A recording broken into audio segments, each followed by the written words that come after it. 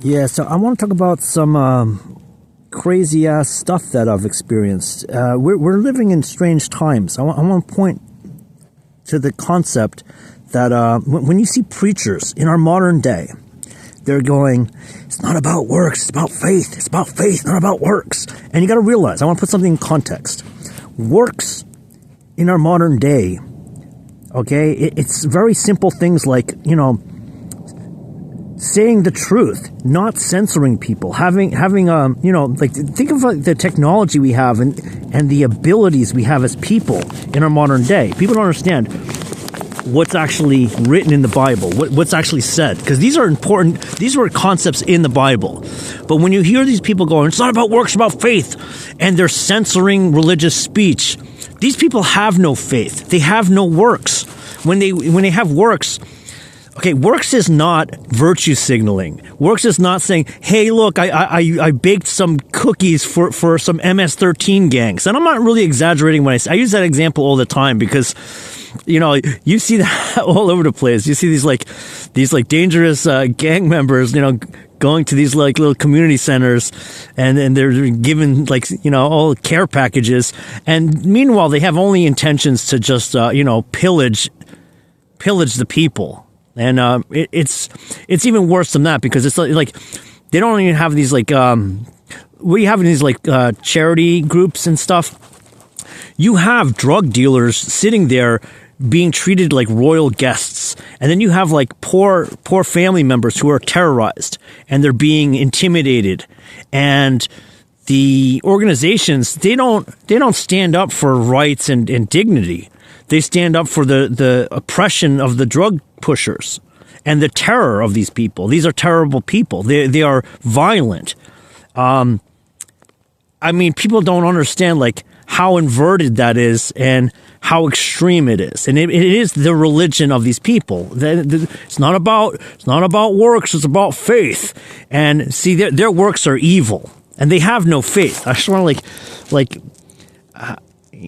how many scriptures we can use when Jesus says, I never knew you, okay? That's their faithlessness. They can say, I love Jesus all day long, and Jesus is saying, it doesn't matter that you say that. You're not faithful. I don't know you. Get away from me, okay? And then he says of this other group, when did we serve you, Master? When? They weren't dogmatic in their Christian beliefs. And they're like, what?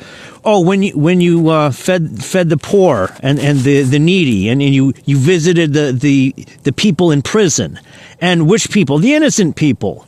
Who is poor? If you're being canceled for telling the truth, you're going to be poor. Okay? And servicing those people. See, what we have is decadent, evil people living on the streets. People don't understand. I know there's town Hoboken. In Hoboken, they have like a little shelter place, pantry. They have clothes and food and shelter, and it's like a gang of people who are the people who work there. I was told different things. They're all former drug addicts, and they're all lavacious. They are having multiple sex partners, and they kind of run it as like a little thuggery, and they make a lot of money. And you see these other people who are just it's a charity, and they're making a lot of money. These people who what do you call them? The board members. The board members are just very wealthy people, and they have these criminals running the place, and then it's for criminals. It's like they're just sitting there they've all got designer clothing, and the amount of money in the clothing that these people go through, because they'll be wearing the finest clothes and throwing it away. They just wear it for a week and then get some. It's really top line stuff, and other people are going there. Taking the donations and selling it at their stores, and most of the stuff gets taken by the people running it, and they're just selling it on eBay. So you just look at all this like money that's going towards criminals, and then there's nothing going to the needy. Like a person like me, we can't go in. We're getting attacked. Someone like me goes in a place like that. We're getting attacked like every which way on Sunday. Literally, it's really, really, like I'm like followed around everywhere. Like wherever I'm going is like, there's going to be a little unit on me just saying, where's he going? Oh, he's got a stupid guy going to the shelter. What's he doing over there? He had no business over there. Like they're just really riding me into the ground. It's been for over 30 years. My life has been rough. It's like the amount of, like I have a video I just put up, like, and that was like maybe 5 years ago. It was like a series of events that all happened in like a 1 week period, and it's all of these crimes that are targeting me, and it's all like orchestrated, because it's like someone makes a phone call here, another person makes a phone call here. These are people with money and influence, and they have nothing better to do besides ride. It's enjoyable to them. I want to explain. Like I'd go to this bar. It was like a gay bar, but I'm not gay. It's just that I go there because there's nobody there. I can, I like to talk to people, and when there's like nobody in a bar, you can talk to the bartender, and I do it to just kind of like bounce ideas and see the vibe of what people are, different perspectives. I'm always bouncing ideas to see what the vibe is. And I find it's a very important thing to do. And I've been doing that my whole life. And that's how I get insight. I get, perspective from that. So that's what I do. And generally, because I'll try to find a bar that's empty. Like there's all kinds of bars like that. And I find a place that's empty. Like, yay, I found a place. This place is empty at this hour. That's where I'll go there. And really, what happens always is that place starts to bustle at that time, and it'll be dead every other. If I'm there on a Tuesday, that's my time. I go in there. It's gonna start being. And the thing is, it's bustling with busybodies. Okay, and like I'm always bouncing off my perspectives in politics and religion. And again, if there's nobody in there, it's pretty legal. It's pretty fair. You can go. And I'm going to say this. Decent people like that conversations all the time. I've been doing this for years, and they're like, oh, no, I greatly enjoy this conversation. This is like decent people, because these are important topics, and you really want to, conference with these, important ideas. And plenty of people have been like, yes, this is a good, and I've been in, bar rooms with everybody in there going, yeah, we're on point here. This is true. This is a time for a revolution. Yeah. We can talk our politics in those, but the busybodies, they don't want that. There's these evil people. They only want conspiracy, and to be pro-conspiracy, that's their religion. That's their politic. Pro-conspiracy means you're going to lie and exploit people. This is what most people are about. And this is a problem, because when you're pro-conspiracy, you're allowed to talk politics and religion. As long as it's evil, you're good to go. So this is an important thing to understand. So at this gay bar, now just by going in there, I was offending somebody. I got roofied 3 times in this place. Okay? Now the thing is, it's like, oh, you're an idiot. You're such an idiot to get roofied 3 times. That's your own fault. Well, the one time I was with a coworker, okay, and he wanted to go there. He's gay. He was a transvestite crossdresser. And I went there because I didn't want to be on bad terms with my coworker. I'm like trying, he was not a good coworker. He's a terrible person to work with. And I was trying to like make things as good as possible, without, I was trying to be copacetic. Okay. But he really was not, it wasn't possible. But I bought him a beer, and then he bought me a beer. And so he brought it to me, and that was a roofied drink. Okay, and I left. There was a second beer, and I left because he was obnoxious. He was being very disrespectful and rude. I was like, wow. never gonna go out and see you again. That's the last time that happens. And some people are assholes like that. And but I was roofied, and it's like, so luckily I left because I passed out. I was on a bicycle, and I passed out like it was like five in the afternoon. And they're like, what happened? I'm like, what? I didn't feel anything until I just like woke up. I'm like, what? I crashed? What happened? I was like, on the side of the road on my bicycle. I'm like, wow, this is something. Yeah, roofied. That's what it is. What happened? I got roofied. And, it just hit suddenly, and I don't even remember being, unconscious. I just was unconscious, and luckily I didn't get killed. I was on the side of the road, and, it was probably an hour or something went by, or something like that. I'm like, confused, and like, what happened? Well, I was roofied, and I didn't think it was anybody but him. That's what I thought. It was him.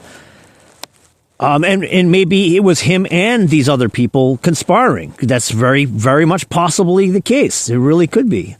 Because I went there again. That was early afternoon. It was like 4 o'clock. He wanted to go there, and I said, sure, I'll go meet you there and we'll have a beer. And no, not a good idea. I got roofied. I went there another time, and I had two drinks. And it wasn't the bartender I normally see, and so I left.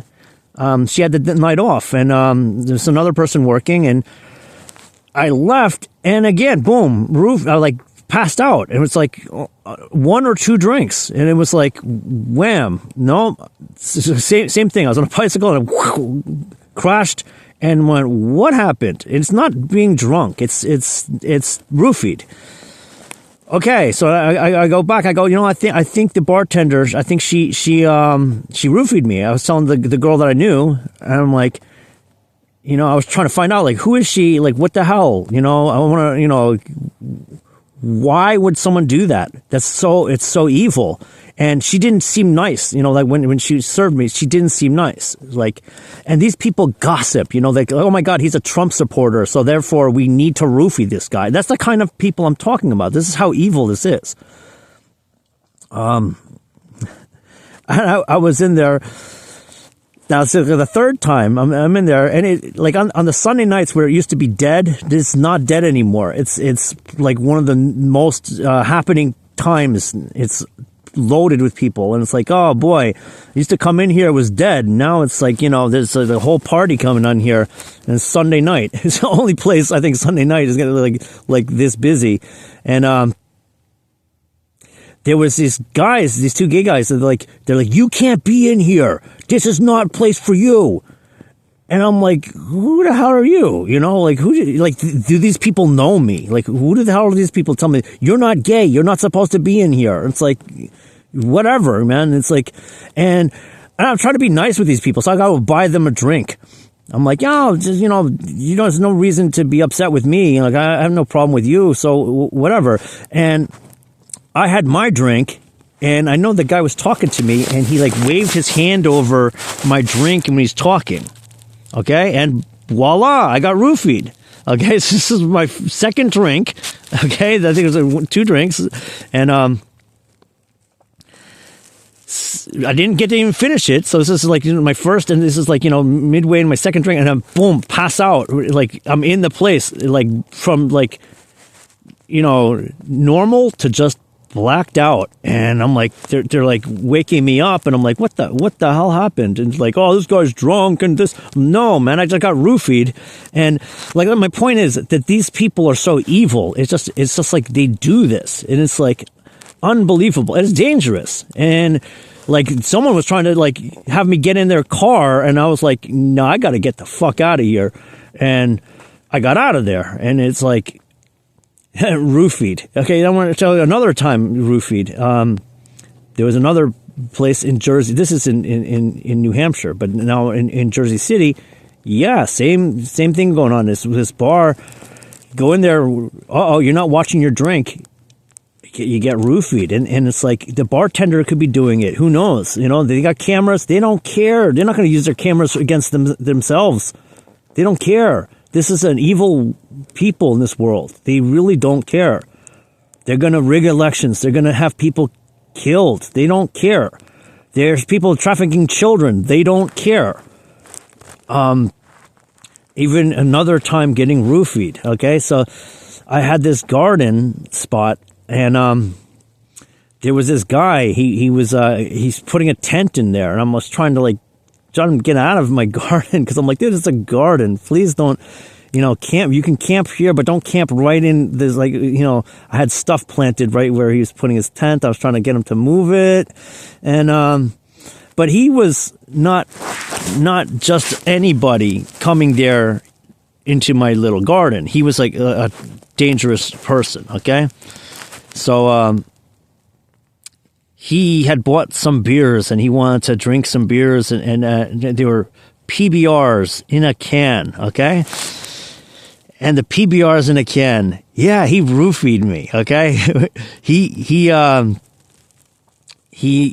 grabbed my beer and did something with it, he was talking, it was an opportunity he could have put it in. And it's not easy to put something in a can, but he managed it. Okay, it was like I went over the details of he went over my can, and he's just talking. He wanted to demonstrate something. He's like, oh, hold on, and he put in it he was subtle and he was quick. He got a roofie in there. That's what he did, and yeah, so these are PBRs. It's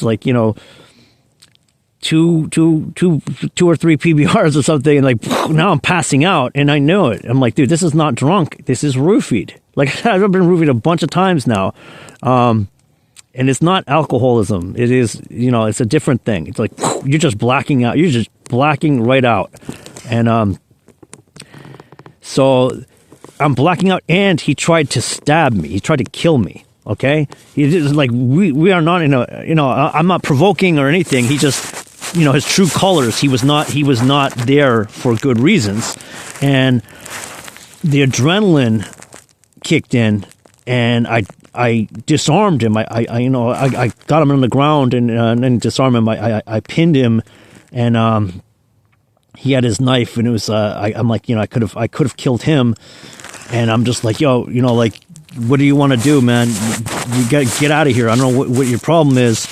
And he knew I had him. And when I got off of him, he just buggered off.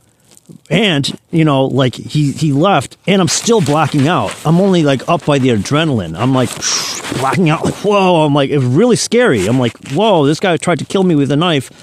And I can't stay up. I'm just blacking out. I'm blacking out. And the adrenaline was, kicking me up. And it was very scary. And it's